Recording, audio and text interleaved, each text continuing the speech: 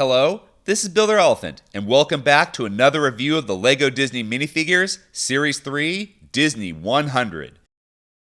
Today, we will be taking a closer look at minifigure number 14, Robin Hood. In 1973, Disney made their own version of the classic story Robin Hood.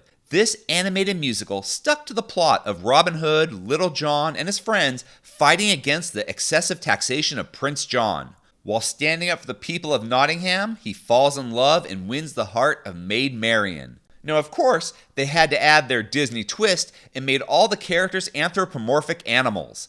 Robin Hood would be played as a fox. The original leg piece looks great. Lime plastic was used to create the bottom portion of his tunic. The black lines helped define the ends of his long shirt. Dark orange was then used to create the furry legs. I appreciate that LEGO put the patch of lime along the front and sides of the feet to give him shoes. It's simple, but important for a character who isn't wearing any pants. Him and Donald Duck probably go to the same tailor.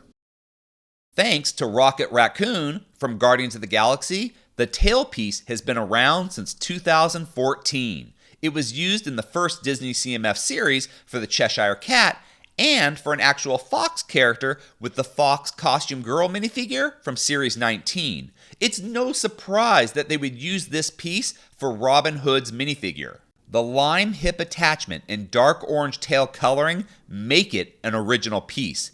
With hundreds of classic Disney characters to choose from, I believe it was this piece already being in the LEGO Parts catalog that made LEGO decide to include Robin Hood in this series. Robin's tunic has a basic design in the cartoon, so I'm glad LEGO matched it and added a little flair. His reddish-brown belt goes around the front and back. I love how LEGO made the buckle yellow, so it had a metallic look. The cartoon used a brown color, but yellow is used in more modern artistic renditions of the character. The prong of the buckle, latching to the strap, and then having the end slightly bend down due to gravity is fantastic. A black line shapes the collar on the front and back of the torso. Two reddish-brown straps are used to close the front of his shirt, but not all the way because LEGO added his white chest fur popping out the front. Since this is a short sleeve shirt, the upper half of the arm is a lime color and the rest is dark orange. The mold did a great job not only capturing Robin's head, but his bicocket hat too.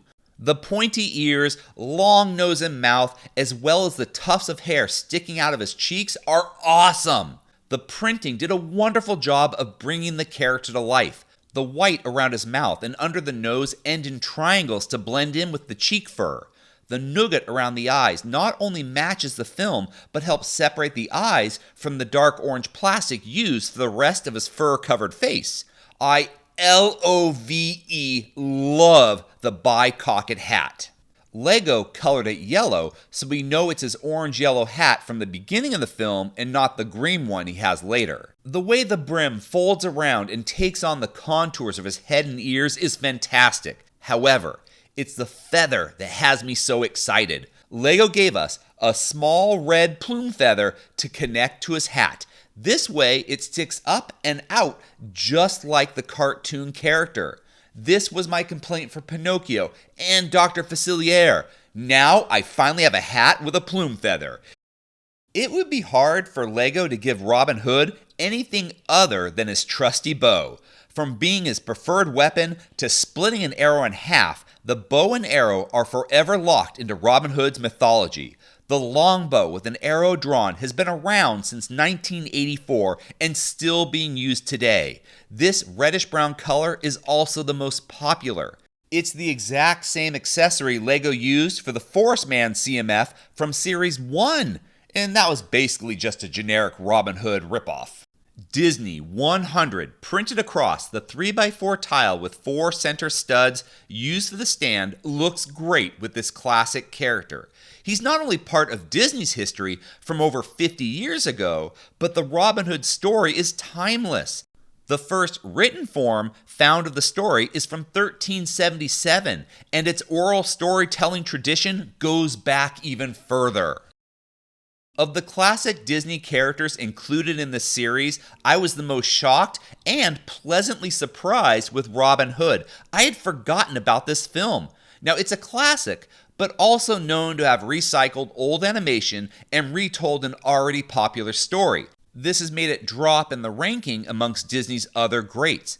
That being said, as a small child, I watched Robin Hood and The Sword and the Stone the most. For this reason, I was instantly flooded with warm feelings and happy memories. If you enjoyed this video, please subscribe or check out some of our other videos. Until next time, let's keep building together.